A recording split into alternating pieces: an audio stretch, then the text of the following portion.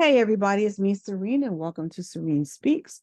And I'm your host, Serene, and this is my ministry channel. This is where we talk about all things God, all things women, and sometimes about me.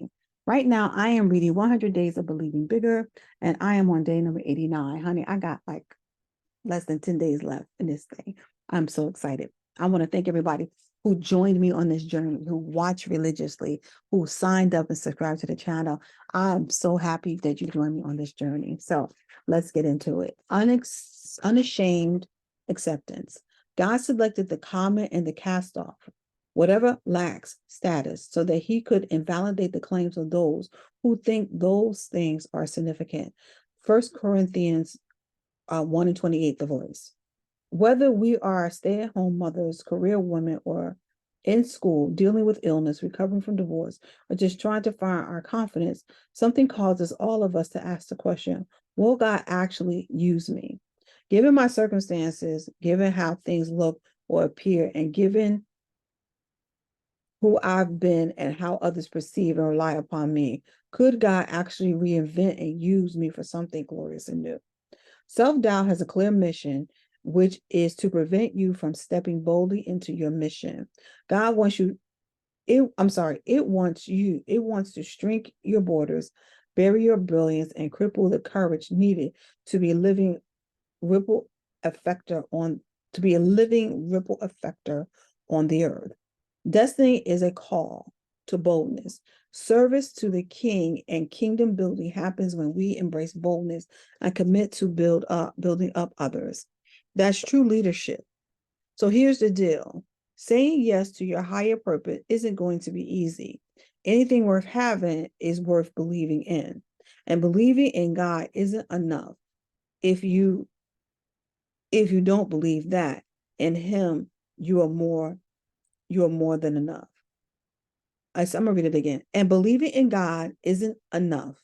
If you don't believe that in him, you are more than enough too. The key is to remember this. An unashamed woman is an unstoppable woman. God will use you in a greater way when you stop being ashamed of your calling. It's time to release your timidness and regrets and trade them for resolve and readiness. Question of the day. Where do you feel God is guiding you to lead next? Right now, I think for me, God is guiding me to lead. God is guiding you to lead next.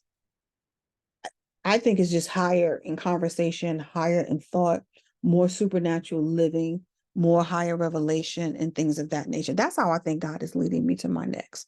I don't know about you guys. I think you would have to like ponder these questions with God and be like, God, where are you leading me? And ask him, where are you leading me to?